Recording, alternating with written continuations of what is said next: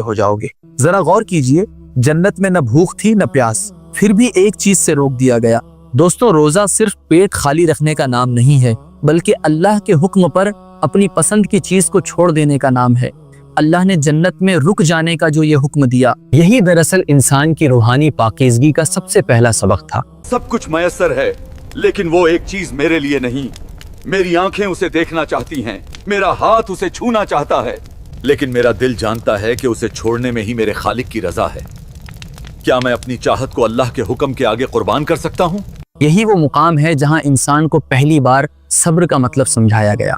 रोजा दरअसल एक रूहानी तरबियत है। जैसे आज हम रोजे में ठंडा पानी सामने होते हुए भी अल्लाह के डर से अपना हलक गीला नहीं करते, ठीक वैसे ही जन्नत में उस पेड़ के फल सामने होते हुए भी खुद को रोकना था। ये महज एक पेड़ नहीं था, ये इंसान के इरादे की मजबूती का इम्तिहान था।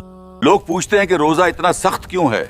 जवाब इसी जन्नत के वाक़ये में छिपा है। अगर इंसान अपनी एक छोटी सी ख्वाहिश को अल्लाह के लिए नहीं छोड़ सकता, तो वो जिंदगी की बड़ी बुराइयों से कैसे लड़ेगा? रोजे की पहली बुनियाद इसी बात पर रखी गई थी कि मैं वो नहीं करूंगा जो मेरा दिल चाहता है, मैं वो करूंगा जिसका मेरा अल्लाह हुक्म देता है। लेकिन जन्नत की वो खामोशी तब टूटी जब इंसान से वो एक चूक हुई। जन्नत के उस पहले इम्तिहान के बाद जब हजरत आदम अलैहिस्सलाम को इस वीरान और अनजानी जमीन पर उतारा गया, तो मंजर बदल चुका था। अब न जन्नत की नेमतें थीं, न वो सुकून, अब प्यास भी थी और पछतावा भी। जमीन की धूल और पत्थरों के बीच जब भूख ने पहली बार पेट में आग लगाई, तब हजरत आदम अलैहिस्सलाम ने अल्लाह को कैसे पुकारा। और क्या आप जानते हैं कि जमीन पर उतरने के बाद तौबा के तौर पर जो पहला रोजा रखा गया, उसने इंसान के वजूद को कैसे बदल दिया। हम आगे देखेंगे जब रोजा महज एक हुक्म नहीं बल्कि माफी का जरिया बन गया। ये वो मुकाम था जहां इंसान ने पहली बार तन्हाई और पछतावे के आंसू बहाए। रिवायात में आता है कि जब हजरत आदम अलैहिस्सलाम जमीन पर आए, तो पछतावे और अल्लाह रब्बुल इज्जत की याद में उन्होंने बरसों तक दुआएं की। प्यास लगती तो गला सूखता, भूख लगती तो पेट में आग उठती, लेकिन ये सब उन्हें जन्नत के उस शजर की याद दिलाते जिससे उन्हें रोका गया था। अल्लाह के नबी ने अपनी खता की माफी और अपने रब का शुक्र अदा करने के लिए रोजा रखा। जमीन पर इंसानियत का ये पहला रोजा महज भूख मिटाने के लिए नहीं, बल्कि रूह को दोबारा अपने खालिक के करीब लाने के लिए था। मेरे बच्चे, याद रखना, जन्नत में वो एक फल न खाना सिर्फ एक इम्तिहान था, लेकिन यहाँ इस वीरान जमीन पर अल्लाह की रजा के लिए सब कुछ छोड़ देना तौबा है। जब तक मेरा पेट खाली है, मेरा दिल अल्लाह की याद से भरा रहता है, और यही वो भूख है बेटा जो जन्नत के फासलों को मिटा देती है। यहीं से रोजे की एक बहुत ही खूबसूरत और रूहानी तारीख शुरू होती है। हदीस और तारीख की किताबों में जिक्र आता है कि जब हजरत आदम अलैहिस्सलाम जमीन पर उतरे, तो धूप की शिद्दत से उनके जिस्म की रूहानी चमक कुछ कम हो गई थी। अल्लाह के हुक्म से उन्होंने चांद की 13, 14 और 15 तारीख के रोजे रखे। जैसे जैसे वो रोजे रखते गए, चांद की चांदनी की तरह उनका जिस्म और रूह दोबारा रोशन होने लगी। इसी वजह से इन 3 दिनों को अय्याम बीज यानी सफेद दिन कहा जाता है, जैसा कि जामिया तिर्मिजी की हदीस नंबर 761 में जिक्र है। आज भी हर महीने के ये 3 रोजे रखना नबी करीम सल्लल्लाहु अलैहि वसल्लम की प्यारी सुन्नत है। गौर कीजिए, अल्लाह सुब्हानहु व तआला ने हजरत आदम अलैहिस्सलाम को माफ करने के लिए रोजा ही क्यों चुना? क्योंकि रोजा इंसान को उसकी आजिज़ी याद दिलाता है। जब पेट खाली होता है, तब इंसान की अना टूटती है और वो सजदे में गिरकर कहता है, ऐ अल्लाह, मैं कमजोर हूँ, तू ही मेरा सहारा है। हजरत आदम अलैहिस्सलाम की तौबा कबूल हुई और रोजा इंसान के लिए अल्लाह से जुड़ने का रास्ता बन गया। लेकिन दुनिया आगे बढ़ी और गुनाहों के सैलाब ने इंसानियत को फिर से घेर लिया। सदियां गुजरी और फिर जमीन पर वो मंजर आया जब आसमान से पानी नहीं बल्कि अल्लाह का अजाब बरस रहा था। चारों तरफ मौत का सन्नाटा था और सिर्फ एक कश्ती लहरों से लड़ रही थी। जब तूफान नूह थमा और कश्ती जूदी पहाड़ पर रुकी, तो हजरत नूह अलैहिस्सलाम ने अपनी पहली सुबह का आगाज किस इबादत से किया? क्या वो रोजा आज भी हमारी जिंदगी का हिस्सा है? हम आगे देखेंगे जब एक पूरी नई दुनिया की शुरुआत शुक्र के रोजे से हुई। रिवायात बताती हैं कि जब 10 मुहर्रम का दिन आया और हजरत नूह अलैहिस्सलाम की कश्ती जूदी पहाड़ पर जाकर रुकी, तो उन्होंने अपनी जान बचने और एक नई दुनिया के आगाज पर अल्लाह का शुक्र अदा करने का इरादा किया। और जानते हैं उन्होंने शुक्राने के लिए क्या चुना? हजरत नूह अलैहिस्सलाम ने उस दिन रोजा रखा। ये इस बात की गवाही थी کہ جب انسان موت کے منہ سے نکل کر نئی زندگی پاتا ہے تو اس کا سب سے بہترین عمل اپنے رب کے سامنے بھوکا پیاسا رہ کر اپنی عبادت پیش کرنا ہے۔ بیٹا، جب پوری دنیا تباہ ہو گئی تھی اور حضرت نوح علیہ السلام اس کشتی سے باہر آئے تو سب سے پہلی چیز جو انہوں نے کی وہ کھانا نہیں تھا۔ انہوں نے اس دن روزہ رکھا تاکہ اپنی روح کو اللہ کے اور قریب لے جا سکیں۔ یہ شکر کا روزہ تھا بیٹا، اور آج بھی دنیا بھر کے مسلمان 10 محرم کا روزہ اسی عظیم یاد میں رکھتے ہیں۔ یہی وہ روزہ ہے جسے ہم عاشورہ کا روزہ کہتے ہیں۔ حضرت نوح علیہ السلام سے شروع ہوا، یہ سلسلہ صدیوں تک چلتا رہا، جیسا کہ جامع ترمذی کی حدیث نمبر 752 میں ذکر ملتا ہے۔ یہ روزہ ہمیں سکھاتا ہے کہ مشکلیں چاہے طوفان بن کر آئیں، اگر آپ کے پاس اللہ کی رضا کا روزہ اور صبر ہے تو آپ کی کشتی ضرور کنارے لگے گی۔ حضرت نوح علیہ السلام کی کشتی سے ایک نئی دنیا بسی، اور اللہ کی رضا کے لیے بھوکا رہنے کا یہ سلسلہ الگ الگ قوموں میں بھی نظر آتا رہا۔ لیکن کیا آپ نے کبھی سوچا ہے کہ جب مکہ اور مدینہ کا وجود بھی نہیں تھا تب مصر کے پیرامڈوں کے سائے میں لوگ بھوکا رہ کر اپنے طریقے سے عبادت کیوں کرتے تھے؟ اور یونان کے وہ بڑے بڑے دارشنک جو اپنی عقل پر ناز کرتے تھے، وہ مہینوں کے اس فاقے کو دماغ کی دوا کیوں کہتے تھے؟ ہم آگے دیکھیں گے جب یہ سلسلہ پیرامڈوں کے رہسیوں اور یونان کی گلیوں تک پہنچا۔ اگر ہم قدیم مصر کی تاریخ دیکھیں تو وہاں کے لوگ بھی اپنے خاص مذہبی موقعوں اور تیوہاروں سے پہلے قریب 30 دنوں تک کھانے پینے سے پوری طرح دور رہا کرتے تھے۔ ان کے یہاں خود کو بھوکا رکھنا روح کی صفائی کا ایک ذریعہ مانا جاتا تھا۔ حالانکہ ان کی عبادت کا طریقہ الگ تھا، لیکن پیٹ کی بھوک کو مار کر روح کو تراشنے کا یہ احساس وہاں بھی موجود تھا۔ ہزاروں سال پہلے مصر کے لوگ ہوں یا یونان کے رہنے والے، وہ بھی جانتے تھے کہ جسم کی ضد کو چھوڑنے میں ہی دل کا سکون ہے۔ جیسا کہ ہم روزے میں بھوک اور پیاس برداشت کرتے ہیں، ویسے ہی وہ لوگ بھی اپنی تعلیم کے مطابق ہفتوں تک فاقہ کیا کرتے تھے۔ یونان کے بڑے بڑے دارشنک جیسے سقراط اور افلاطون بھی اپنی سوچ کو تیز کرنے کے لیے کئی دنوں تک کھانے کو ہاتھ نہیں لگاتے تھے۔ ان کا ماننا تھا کہ خالی پیٹ دماغ کو نئی اونچائیوں پر لے جاتا ہے۔ تاریخی دستاویزوں کے مطابق یونان کے یہ دارشنک بھوک کو دماغ کی دوا مانتے تھے۔ ان کا کہنا تھا کہ جو انسان اپنے پیٹ کی ضرورتوں کو لگام دینا سیکھ جاتا ہے وہی اصل معنی میں خود کو سمجھ سکتا ہے۔ لیکن یہاں رک کر ایک بات کو اپنے دل و دماغ میں بٹھا لیجئے، جب ہم تاریخ کی بات کرتے ہیں اور یہ بتاتے ہیں کہ پہلی قوموں نے بھی بھوکے رہ کر عبادت کی، تو اس کا مطلب یہ بالکل نہیں ہے کہ ہم ان کے بھوکے رہنے کو ہمارے روزے سے کمپیئر کر رہے ہیں۔ ہمارا روزہ اللہ کی طرف سے عطا کی گئی ایک مکمل عبادت ہے۔ یہ صرف ایک مثال ہے تاکہ آپ سمجھ سکیں کہ اللہ نے صدیوں سے انسانوں کو اسی راستے سے اپنی عاجزی سکھانے کا سلیقہ دیا ہے، مگر روزے کا مقام ان سب سے بہت اونچا اور الگ ہے۔ مصر اور یونان کی ان پرانی تاریخوں سے گزر کر یہ سلسلہ آگے بڑھا اور ہندوستان کی اس پاون سرزمین تک پہنچا، جہاں اسے ورت اور اپواس کے نام سے جانا گیا۔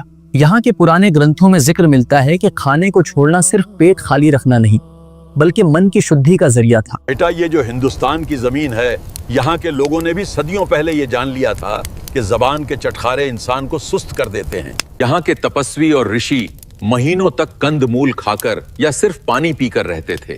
ان کا یہ اپواس ان کے لیے آتم گیان پانے کی ایک سیڑھی تھی۔ میں ایک بار پھر یاد دلا دوں، یہ تاریخ صرف آپ کی جانکاری کے لیے ہے۔ ہمارا روزہ ایک مکمل عبادت ہے جس کا مقابلہ دنیا کی کوئی اور رسم نہیں کر سکتی۔ ہم یہاں صرف یہ دیکھ رہے ہیں کہ بھوک پر صبر کرنا ہمیشہ سے انسان کی فطرت کا حصہ رہا ہے۔ یہیں سے ہم دیکھتے ہیں مہاتما بدھ کا وہ عظیم سفر۔ گیان کی تلاش میں انہوں نے بھی لمبے سمے تک سخت فاقہ کیا۔ دنیا کی تمام بڑی قوموں اور تہذیبوں میں بھوک اور صبر کے یہ نشان ملتے رہے، لیکن ابھی سب سے عظیم دور آنا باقی تھا، وہ دور جب ان تمام بکھری ہوئی روایتوں کو ایک مکمل عبادت کی شکل ملنے والی تھی۔ مکہ کے ان پہاڑوں میں جہاں ایک نئی روشنی کا انتظار تھا، وہاں روزے کو لے کر کیا حکم آنے والا تھا اور کیسے یہ بھوک محض ایک رسم سے نکل کر اسلام کا ایک ستون بن گئی۔ ہم آگے دیکھیں گے جب تاریخ کا سب سے بڑا اور مکمل انقلاب آیا۔ یہ دور تھا حضرت داؤد علیہ السلام کا، وہ ذلیل القدر نبی جنہیں اللہ رب العزت نے بادشاہت بھی دی اور عبادت کا وہ کمال بھی جس کی مثال خود ہمارے نبی کریم صلی اللہ علیہ وسلم نے دی۔ طریقہ بڑا ہی حیران کرنے والا تھا۔ وہ ایک دن روزہ رکھتے اور ایک دن افطار کرتے، یعنی سال کے آدھے دن وہ اللہ کی رضا کے لیے بھوکے رہتے تھے۔ اسے صوم داؤدی کہا جاتا ہے۔ یہ طریقہ انسان کو سکھاتا ہے کہ دین اور دنیا میں کیسے توازن قائم رکھا جائے، نہ بالکل دنیا چھوڑ دو اور نہیں اللہ کو بھول جاؤ۔ صحیح بخاری کی حدیث نمبر 3420 میں آتا ہے کہ اللہ کے رسول نبی کریم صلی اللہ علیہ وسلم نے ارشاد فرمایا، اللہ کے نزدیک سب سے پسندیدہ روزہ داؤد علیہ السلام کا روزہ ہے، کیونکہ اس میں استقامت تھی، وہ کبھی تھکتے نہیں تھے، کبھی اکتاتے نہیں تھے، ان کا ہر دوسرا دن اللہ کے لیے ہوتا تھا۔ غور کیجئے، لگاتار بھوکے رہنا شاید آسان ہو، لیکن ایک دن پیٹ بھر کر کھانا اور اگلے ہی دن پھر اسی شدت سے بھوکا رہنا، یہ نفس کی سب سے بڑی تربیت ہے۔ حضرت داؤد علیہ السلام نے سکھایا کہ اصل روزہ وہ ہے جو آپ کی عادت نہ بنے، بلکہ ہر بار ایک تازہ امتحان ہو۔ جب انسان اس طرح روزہ رکھتا ہے تو وہ اپنی خواہشات کا غلام نہیں بلکہ ان کا حاکم بن جاتا ہے۔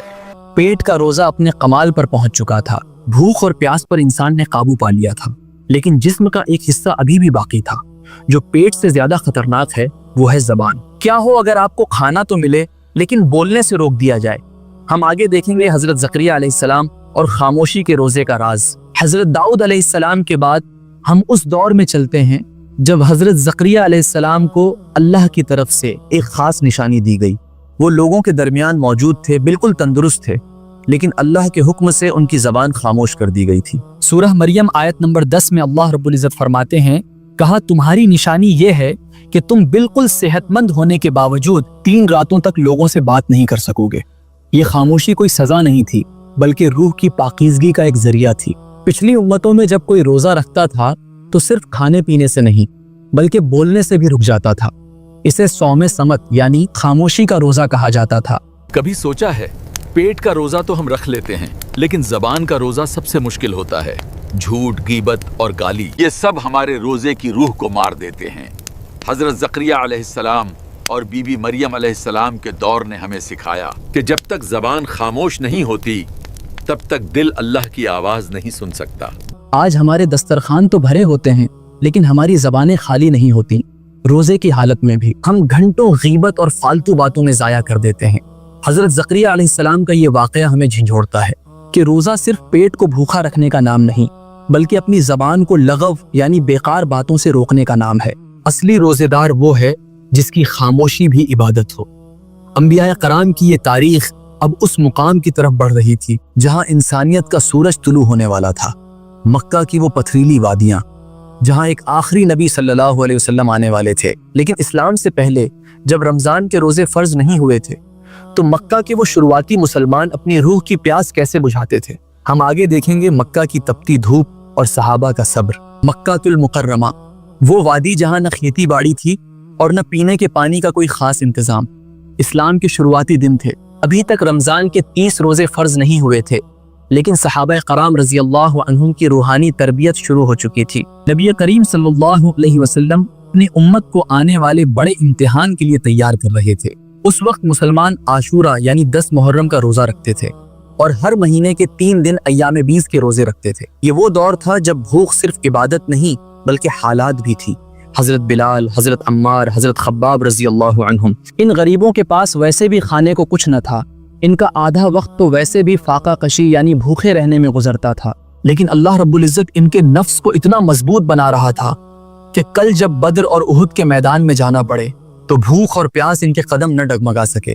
یہ مجبوری نہیں بلکہ صبر کی وہ بھٹی تھی جس میں تپ کر یہ خالص سونا بن رہے تھے۔ صحیح بخاری کی حدیث نمبر 2002 میں حضرت عائشہ رضی اللہ عنہا سے روایت ہے کہ جاہلیت کے دور میں بھی قریش عاشورہ کا روزہ رکھتے تھے، اور نبی کریم صلی اللہ علیہ وسلم نے بھی مدینہ جانے سے پہلے اس روزے کا اہتمام کیا، یعنی رمضان سے پہلے مکہ کے 13 سال۔ اس بھوک نے صحابہ کے ایمان کی جڑوں کو پتھر سے بھی زیادہ مضبوط کر دیا تھا۔ یہ بات سمجھنا بہت ضروری ہے، اللہ تعالیٰ کبھی بھی کوئی بڑا حکم اچانک نہیں دیتا۔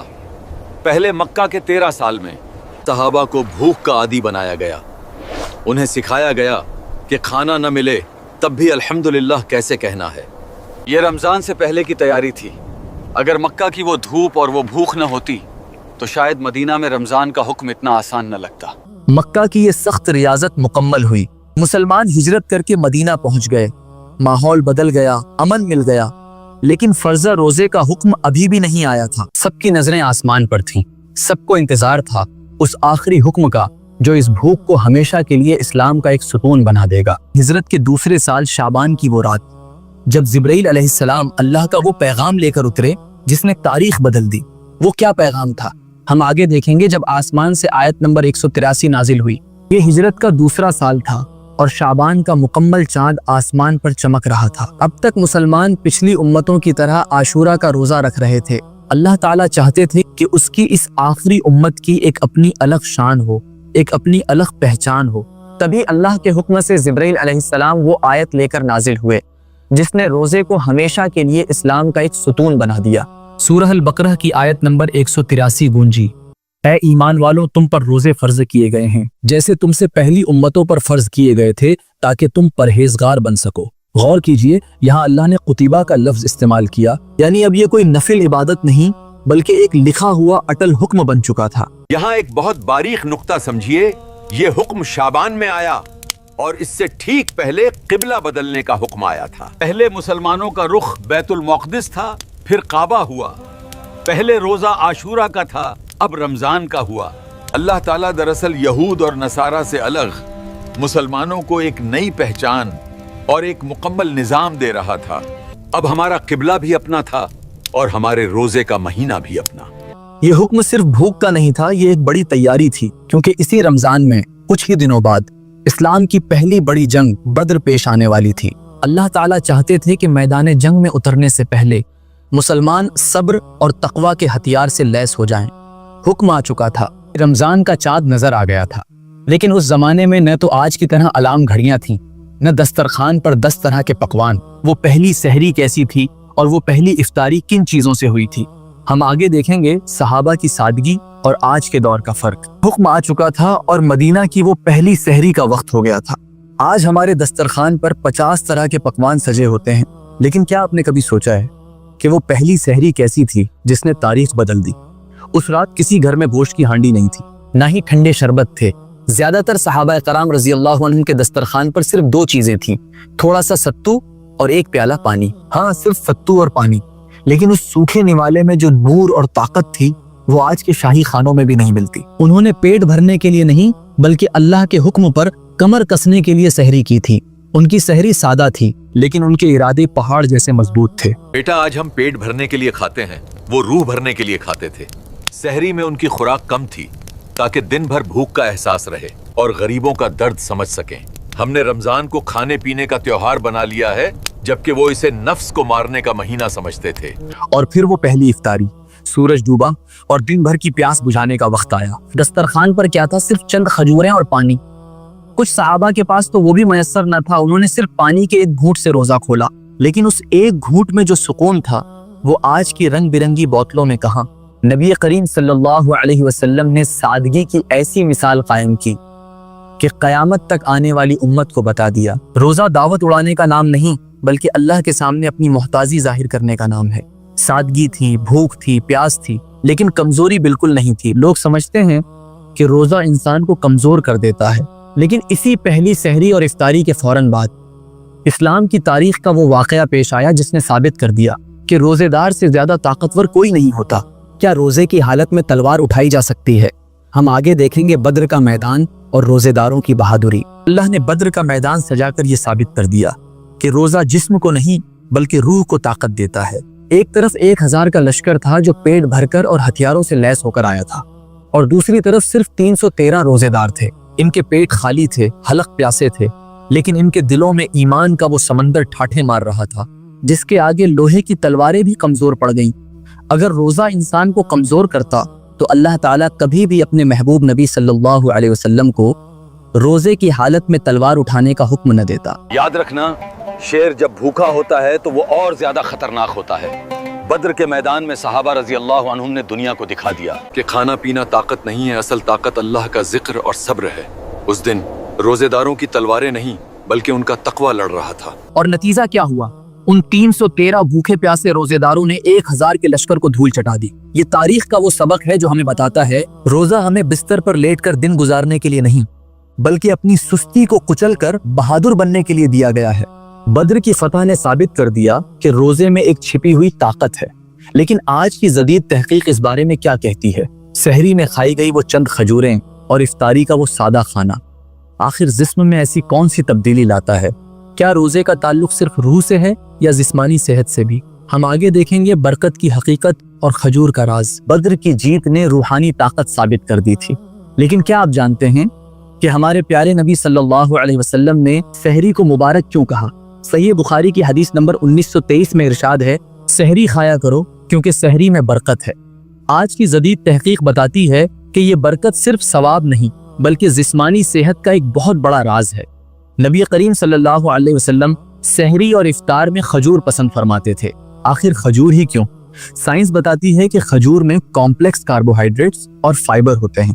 یہ عام چینی کی طرح خون میں ایک دم سے نہیں گھلتے، بلکہ یہ جسم میں دھیرے دھیرے قطرہ قطرہ کر کے توانائی چھوڑتے ہیں۔ ایک کھجور انسان کو تقریباً 10 سے 12 گھنٹے تک لگاتار طاقت دیتی رہتی ہے۔ یعنی اللہ کے رسول نے جو خوراک چنی وہ ایک روزے دار کو دن بھر کی بھوک اور پیاس سے لڑنے کے لیے سب سے بہترین ایندھن تھی۔ سبحان اللہ، 1400 سال پہلے عرب کے ریگستان میں کوئی لیب نہیں تھی، کوئی ڈاکٹر نہیں تھا، لیکن نبی صلی اللہ علیہ وسلم کا یہ چناؤ ثابت کرتا ہے کہ ان کی زبان سے نکلا ہر لفظ اللہ کی وحی ہوتا ہے۔ انہوں نے ہمیں وہ ڈائٹ دی جو جسم کو بھوکا تو رکھتی ہے لیکن کمزور نہیں ہونے دیتی۔ یہی وہ برکت ہے جو سائنس آج سمجھ رہی ہے۔ اتہاس دیکھ لیا، سائنس سمجھ لی اور پرانی امتوں کا طریقہ بھی جان لیا۔ تو دوستوں، یہ تھا وہ مکمل سفر، حضرت آدم علیہ السلام کی توبہ سے لے کر مدینہ کی اس پہلی افطاری تک۔ ہم نے دیکھا کہ تاریخ کے ہر دور میں ہر امت نے بھوک کا سہارا لیا تاکہ وہ اپنے رب کو پا سکیں، لیکن یاد رکھیے گا اللہ رب العزت کو آپ کے بھوکے پیاسے رہنے سے کوئی فائدہ نہیں اگر اس سے آپ کے اندر تقوی پیدا نہ ہو، جیسا کہ آیت کے آخر میں فرمایا گیا لعلکم تتقون، تاکہ تم پرہیزگار بن سکو۔ روزہ محض پیٹ خالی رکھنے کا نام نہیں ہے، روزہ نام ہے اس چیز کو چھوڑ دینے کا جو نفس چاہتا ہے اور اس چیز کو تھام لینے کا جو اللہ چاہتا ہے۔ اصلی کامیابی یہ ہے کہ جب عید کا چاند نظر آئے تو ہم ایک بدلے ہوئے انسان ہوں۔ آئیے اس روحانی سفر کو ختم کرنے سے پہلے اپنے رب سے ایک سچی دعا مانگتے ہیں۔ اپنے دل پر ہاتھ رکھیے، آنکھیں بند کیجئے اور میرے ساتھ آمین کہیے۔ یا اللہ، یا رب العالمین، تو ہی دلوں کے حال جاننے والا اور نیتوں کو پرکھنے والا ہے۔ یا اللہ، ہم تیری پناہ مانگتے ہیں اس روزے سے جس میں پیاس کے سوا کچھ حاصل نہ ہو۔ ہمیں وہ تقوی اور وہ پرہیزگاری عطا فرما جس کا تو نے ہم سے وعدہ لیا ہے۔ یا اللہ، جیسے تو نے حضرت آدم علیہ السلام کی توبہ قبول کی اور حضرت نوح علیہ السلام کو کنارے لگایا، اسی طرح ہماری ٹوٹی پھوٹی عبادتوں کو اپنی رحمت سے قبول فرما۔ ہمیں آنے والے رمضان میں صرف بھوکا رہنے والا نہیں بلکہ اپنے نفس کو ہرانے والا غازی بنا دے۔ یا رب العالمین، ہمیں صحابہ کرام جیسا مضبوط ایمان اور سادگی نصیب فرما۔ جب ہماری موت آئے تو ہم روزے دار ہوں اور زبان پر تیرا کلمہ جاری ہو۔ آمین یا رب العالمین۔ اس دعا کی قبولیت کے لیے کمنٹ میں اپنے دل کی گہرائیوں سے آمین ضرور لکھیں۔ کیا پتہ کس کی آمین سے اللہ ہمیں بھی وہ روحانی طاقت عطا فرما دے جو ہمارے بزرگوں کے پاس تھی۔